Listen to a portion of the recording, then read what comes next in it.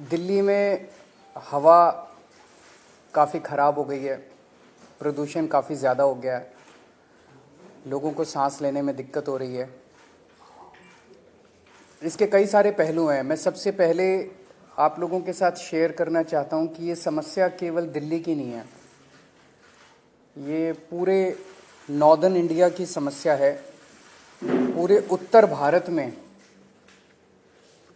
Delhi, Charkhi Dadri, Rohtak, Bhiwani, Gurgaon, Bahadurgarh, Jind, Manesar, Noida, greater Noida, Ghaziabad और राजस्थान में भिवाड़ी, इन सभी शहरों में हवा सीवियर कैटेगरी में है। जितनी खराब दिल्ली में उतनी खराब इन सभी शहरों में है। इसके अलावा धारूहेड़ा, कैथल, बल्लभगढ़, पानीपत, फरीदाबाद, सोनीपत, नारनौल, कुरुक्षेत्र, बागपत, मेरठ, कानपुर और बिहार में मोतिहारी, बेतिया, कटिहार, इनमें वेरी पुअर कैटेगरी में है। तो ये समस्या पूरे उत्तर भारत की समस्या है प्रदूषण की, और जाहिर तौर पे इसमें केवल आम आदमी पार्टी इसकी जिम्मेदार नहीं है, केवल केजरीवाल इसका जिम्मेदार नहीं है, केवल दिल्ली और पंजाब की सरकारें इसकी जिम्मेदार नहीं है। इसके कई सारे कारण हैं, कई लोकल कारण हैं, कई रीजनल कारण हैं। एक राज्य की हवा एक राज्य में नहीं रहती, इधर से हवा उधर जाती है, उधर से हवा इधर आती है। तो जैसा हम कई बार कह चुके हैं कि इसमें केंद्र सरकार को आगे आके इसके ऊपर स्पेसिफिक कदम उठाने पड़ेंगे ताकि पूरे उत्तर भारत को प्रदूषण से बचाया जा सके। ये पूरे उत्तर भारत की समस्या है, पहली चीज़। दूसरी चीज़, पंजाब में और दिल्ली में हमारी सरकार है। ये वक्त फिंगर पॉइंटिंग का नहीं है, ब्लेम गेम का नहीं है, एक दूसरे को गाली देने का नहीं है, इतने सेंसिटिव मुद्दे पे राजनीति करने का नहीं है। उससे समाधान नहीं निकलता। हम करते रहे राजनीति, वो कहते रहे केजरीवाल जिम्मेदार है, हम कहते रहे वो जिम्मेदार है, इससे कोई समाधान तो नहीं निकलता। जनता को इससे फ़ायदा तो नहीं होता। जनता को तो समाधान चाहिए। पंजाब में पराली जल रही है, हम मानते हैं पंजाब में पराली जल रही है, इसके लिए किसान जिम्मेदार नहीं है, किसानों को समाधान चाहिए। किसानों को जिस दिन समाधान मिल जाएगा वो पराली जलाना बंद कर देंगे, क्योंकि दिल्ली तक जब पराली का धुआं पहुंचता है उसके पहले तो उस किसान के खुद के घर में वो धुआं जाता है, उसके बच्चों के धुआं जाता है। तो उसके लिए किसान जिम्मेदार नहीं है। पंजाब में हमारी सरकार है। अगर पंजाब में पराली जल रही है उसके लिए हमारी सरकार, हम जिम्मेदार हैं। हम इसकी जिम्मेदारी लेते हैं कि पंजाब में अगर पराली जल रही है, अभी हमारी सरकार को बने हुए 6 महीने हुए हैं। 6 महीने बहुत छोटा पीरियड होता है। बहुत सारी समस्याएं थी पंजाब की, बहुत सारे माफिया काम कर रहे थे पंजाब में, उन कई सारे माफियाओं को कंट्रोल किया है। इसके ऊपर भी मान साहब की सरकार ने कई कदम उठाए हैं, वो अभी आपके साथ शेयर करेंगे। पराली के ऊपर पहला साल था, कुछ महीने का चंद टाइम मिला, कुछ कदमों में कुछ सफलता मिली, काफ़ी सफलता नहीं मिली। और मुझे उम्मीद है कि अगली साल तक, जब अब लगे हुए हैं इस पे, अगली साल तक पराली के जलने का इंसिडेंस काफ़ी कम होगा। कई सारे कदम उठाए जाएंगे, स्पेसिफिक कठोर कदम उठाए जाएंगे, किसानों के साथ मिलकर कदम उठाए जाएंगे। लेकिन हम इसमें ब्लेम गेम नहीं करना चाहते। पंजाब के अंदर अगर पराली जल रही है उसके लिए हम जिम्मेदार हैं, हमारी सरकार जिम्मेदार है। इसमें मान साहब की सरकार ने कई सारे कदम उठाए हैं, वो आपके साथ शेयर करना चाहेंगे। जैसा कि अरविंद केजरीवाल जी ने बोला, ये नॉर्थ इंडिया की प्रॉब्लम है। किसान खुद भी पराली नहीं जलानी चाहता, लेकिन क्योंकि अगली फसल और धान और गेहूं की फसल में सिर्फ और सिर्फ 10-12 दिन का गैप है, तो वो 10-12 दिन में अपने खेत से पराली को कहीं इधर उधर भी नहीं कर सकता, तो उसके पास माचिस की तीली है बस। हमने 1,20,000 के आसपास जो मशीनें दी, जो पराली को बीच में ही, ज़मीन के बीच में ही खपत कर देती हैं।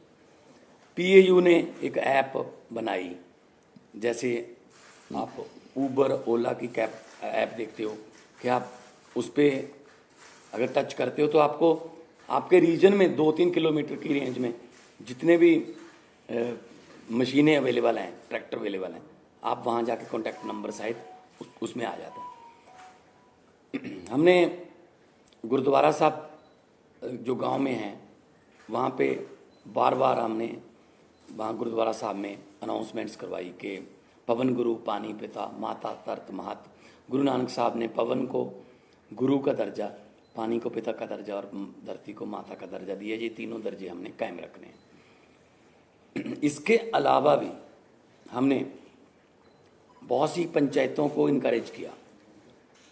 मेरे पास आंकड़े हैं कि 124 गांव, 120 गांव, 93 गांव उन्होंने इकट्ठे होके अपनी अपनी पंचायत बुला के ये मता पास किया ग्राम पंचायत ग्राम सभा में कि हम लोग पराली नहीं जलाएंगे। तो पराली नहीं जलाना चाहता किसान, हाँ अगर जल रही है, धुआं उठ रहा है, तो हम उसकी जिम्मेदारी लेते हैं। हम कोई जिम्मेदारी से नहीं भाग रहे, जिम्मेदारी हम ले रहे हैं, लेकिन इसको मिल बैठ के हल करना पड़ेगा। जैसा कि अरविंद जी ने बोला कि हमारे पास इतना कम समय था, इतने कम समय में दोनों फसलें आ गई। 16 मार्च को सेरेमनी थी, बस 15 दिन बाद गेहूं आ गया। बिल्कुल गेहूं के बाद धान आ गया। धान की प्रोक्योरमेंट में कोई कमी नहीं है, लिफ्टिंग में कोई कमी नहीं है, किसान को पैसे मिलने में कोई कमी नहीं है, बल्कि घंटों में ट्रांसफ़र हो रहे हैं पैसे। लेकिन अगर हम ये शान से कहते हैं कि इस साल पंजाब में, हरियाणा में या देश में इतने लाख मीट्रिक टन धान पैदा होगा, रिकॉर्ड टूट जाएंगे, तो हम उस बात को तो शान से कहते हैं। लेकिन हम उस समय ये भी हमें याद रखना चाहिए सरकारों को कि अगर धान के रिकॉर्ड टूट रहे हैं तो पराली के रिकॉर्ड भी टूटेंगे, उतनी पराली भी तो आएगी। तो हमने अभी क्योंकि समय कम था, फिर भी हमने बायो एनर्जी का इंडिया का पहला प्लांट, बर्बियो कंपनी है जर्मनी की, उलहरा काका के पास माननीय केंद्रीय मंत्री हरदीप पुरी जी वहाँ पे आए थे, उद्घाटन किया। वो एक प्लांट जो है 47,000 एकड़ की पराली उठा लेगा, पैसे भी देगा, उठा भी लेगा। एक प्लांट सिर्फ 47,000 एकड़, सिर्फ क्योंकि पंजाब में 75 लाख एकड़ में धान की बुआई होती है। तो एक से तो काम नहीं चलेगा, ऐसी हमें पीसीओ कंपनियां चाहिए, पराली से बिजली बनाने वाली कंपनियां, पराली से सीएनजी बनाने वाली कंपनियां, बहुत कुछ लेटेस्ट आ गया। हम आपसे ये वादा करते हैं अगले साल नवंबर में इसी हॉल में शायद हम किसी और एंगल से बैठेंगे कि हम उस समय तक इसका हल कर चुके होंगे। चाहे तो हमें पंजाब में इतनी फर्टाइल धरती है, कुछ भी बीज सकते हैं, बस एमएसपी मिल जाए। चाहे तो हम जो क्रॉप डाइवर्सिफिकेशन है उसकी तरफ जाएंगे, फसलों की अदला बदली में। धान से किसान भी कह रहा है मैं धान नहीं उगाना चाहता, मेरा पानी नीचे जा रहा है धरती वाला। तो जिम्मेदारी लेते हुए being a head of the state Punjab, बहुत शहाद किया, बहुत एफर्ट अभी भी जा रही हैं, जितनी देर तक ये क्लियर नहीं होता। लेकिन उसके लिए कोई एक जिम्मेदार आदमी नहीं है, उसमें ये नॉर्थ इंडिया की प्रॉब्लम है। और अगले साल तक हमने अभी से लग गए हैं कि अगले साल बहुत सा एरिया, बहुत, अभी मैंने 75 लाख एकड़ बोला है, 35 लाख एकड़ में पराली नहीं जलती, सिर्फ 40 लाख एकड़ में जलती है। 40 लाख एकड़ को भी हम कोशिश करेंगे कि कहीं और किसी और फसल का बदलाव हो जाए, किसान को उतना ही पैसे जितना धान बीज कर 1 एकड़ से उसकी कमाई होती है किसी और फसल से हो जाए, चाहे तो वो सरसों हो, चाहे बाजरा हो, सूरजमुखी हो, पॉपुलर हो, सब्जियां हों, लेकिन मार्केटिंग चाहिए। तो इसके लिए हमने अभी से काम शुरू कर दिया। तो मैं एक बार फिर ये कहना चाहता हूँ कि सेंटर सरकार को मिलकर बैठना चाहिए। ये नॉर्थ इंडिया का मुद्दा है, पूरे नॉर्थ इंडिया का मुद्दा है। जैसे कि सीएम साहब ने अभी शहरों के नाम गिनाए हैं, कुछ शहरों के नाम ऐसे हैं जो नए भी आए होंगे AQI में, तो एयर क्वालिटी इंडेक्स में। सो मैं बतौर मुख्यमंत्री पंजाब आपको आश्वासन भी देता हूँ और जिम्मेदारी भी लेता हूँ कि जो पराली जल रही है उसका कोई ना कोई हमने एफर्ट्स बहुत किए, कमी भी रह गई होगी, बहुत सी हमारी योजनाएं सफल हुई, बहुत सी नहीं भी सफल हुई, लेकिन किसानों के साथ बैठकर, उनके जथेबंदियों के साथ बैठकर हम अगले साल के लिए प्लान कर रहे हैं। और इस साल और कम हो। अभी हमने वो छोड़ा नहीं है कि हम छोड़ रहे हैं कि ऐसे जला दो या को। पर्चे दर्ज की बात है, पर्चे दर्ज करने से किसी भी चीज़ का इंडेक्स नहीं पता चलता आपको। अगर पर्चे कम दर्ज करेंगे तो इसका मतलब ये थोड़ी है कि पराली कम जली है।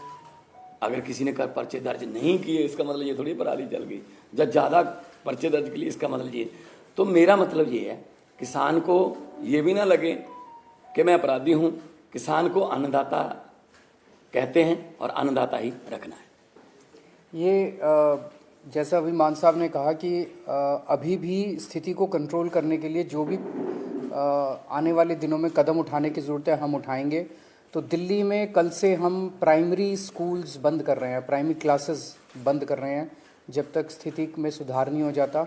और ऑड इवन के ऊपर विचार चल रहा है कि ऑड इवन करने की ज़रूरत है, अगर ज़रूरत होगी तो ऑड इवन को लागू किया जाएगा।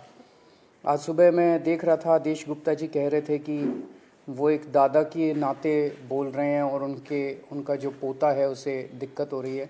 मैं उन्हें भरोसा दिलाना चाहता हूँ आदेश गुप्ता जी कि आपका पोता मेरा भी पोता है, और भरोसा रखिए कि हम पूरी कोशिश करेंगे, मिल के कोशिश करेंगे कि किसी भी बच्चे को किसी भी तरह की तकलीफ़ नहीं होनी चाहिए, उसके स्वास्थ्य से संबंधित, उसकी ज़िंदगी से संबंधित।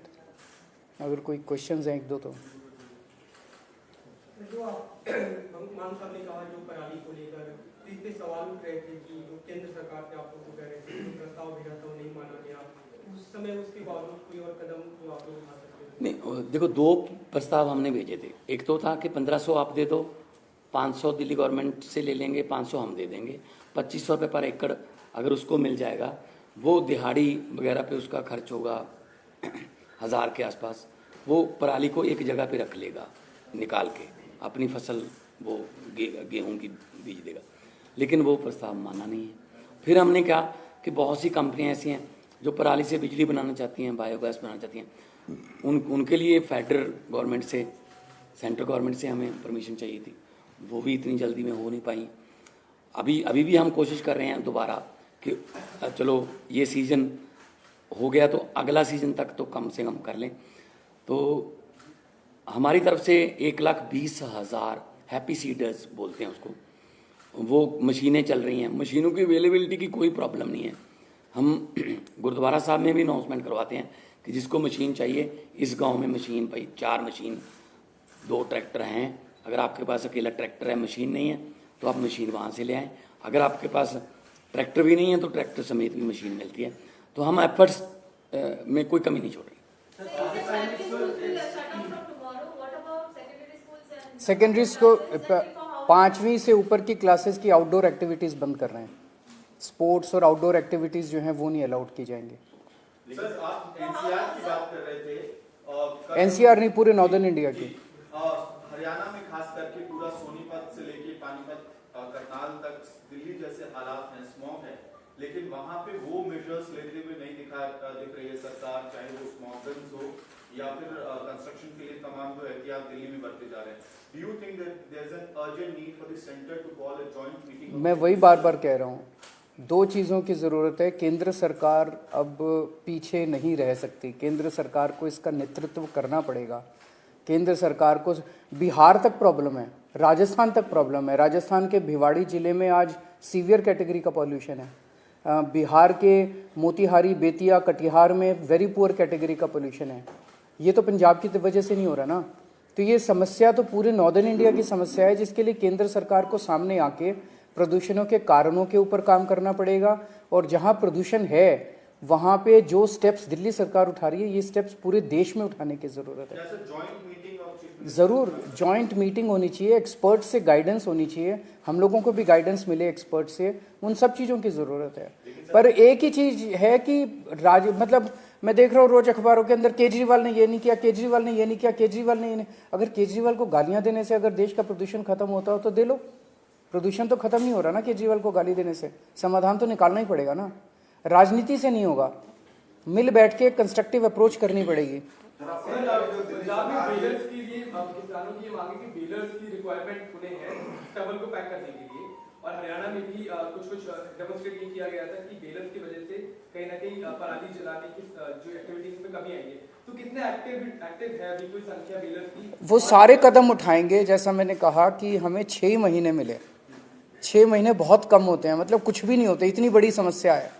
उसमें भी मतलब पहले कुछ महीने तो लॉ एंड ऑर्डर उसको सब चीज़ों को कंट्रोल करने में लगे। तो 1 साल और दीजिए, हमें 1 साल मांग रहे हैं। हमें पूरी उम्मीद है जिस तरह से दिल्ली से हमारी आम आदमी पार्टी की सरकारें काम करती हैं, अच्छी नीयत से, पढ़े लिखे लोग हैं हम, तो इसको भी समस्या का समाधान निकालेंगे। बेलर्स भी लेके आएंगे, हैप्पी सीडर भी लेके आएंगे, क्रॉप डाइवर्सिफिकेशन की जरूरत है वो भी करेंगे। सारी चीज़ों के ऊपर काम अभी पैरेलली चल रहा है। अगले साल में तो अगला सीजन ही होगा, अगले सीजन में आपको ये तकलीफ होनी नहीं चाहिए। लेकिन हम कोशिश ये करेंगे कि हम धान से किसानों को किसी और फसल की तरफ लेके जाएं। उसके लिए मार्केटिंग चाहिए, एमएसपी चाहिए। हम बात कर रहे हैं, सेंटर के साथ भी बातचीत चल रही है कि क्योंकि राइस की कोई कमी नहीं है। मैं एफसीआई की स्टैंडिंग कमेटी का मेंबर था जब मैं मेंबर ऑफ पार्लियामेंट था। एफसीआई ये कह रही है कि हमारे पास राइस की कोई कमी नहीं है, लेकिन अब जो राइस पैदा होता है वो तो एफसीआई को उठाना पड़ता है, एमएसपी पे उठाना पड़ता है। तो हम कोशिश ये करेंगे कि ऐसी फसलें पंजाब में अगली बार आएँ ज़्यादातर जिनमें कम पानी खपत। मतलब पंजाब का नाम ही सिर्फ पानियों पर है, 5 आब, 5 दरिया, पानी नहीं है, ना तो ऊपर वाला ना ही नीचे वाला। 1 किलो चावल पैदा करने के लिए 3800 लीटर पानी पंजाब खपत कर रहा है 1 किलो चावल के लिए। तो हम देश को चावल नहीं दे रहे, हम देश को पानी दे रहे हैं। तो हम कोशिश ये करेंगे, किसान खुद इस बात से सहमत है कि हमें किसी और फसल की तरफ ले जाओ, बशर्ते उन्हें उतना ही कमाई हो जितनी धान से एमएसपी बेच। दोनों मुख्यमंत्रियों से सर, शिक्षा मंत्रालय ने देश भर के स्कूलों के लिए परफॉर्मेंस रेटिंग इंडेक्स लागू किया है। 2020-21 की रिपोर्ट है। दिल्ली के स्कूलों की स्थिति खराब बताई गई है, लेवल 2 भी क्रॉस नहीं कर पाई, और उसी दौरान पंजाब ने बेहतर परफॉर्म किया 2020-21 में, पूरे देश में 3रे नंबर पर है। आप सवाल ये है कि एजुकेशन मॉडल जनता से पूछ लो कि कहाँ के स्कूल अच्छे हैं और कहाँ के खराब हैं। मुझे नहीं पता ये कैसे बनाया इंडेक्स, इसकी डिटेल्स तो मनीष सिसोदिया जी बताएंगे। वो टेक्निकली सारी चीज़ों में समझ रखते हैं कि इसमें कैसे बनाया गया, क्या बनाया गया। लेकिन आप दिल्ली के लोगों से पूछ लो कि स्कूलों से खुश हो गया, और बाकी देश के लोगों से पूछ लो कि स्कूलों से खुश हो गया, आपको आपका जवाब है। और आप भी जानते हो, आप स्माइल कर रहे हो कि कौन सा स्कूल अच्छा है। Thank you.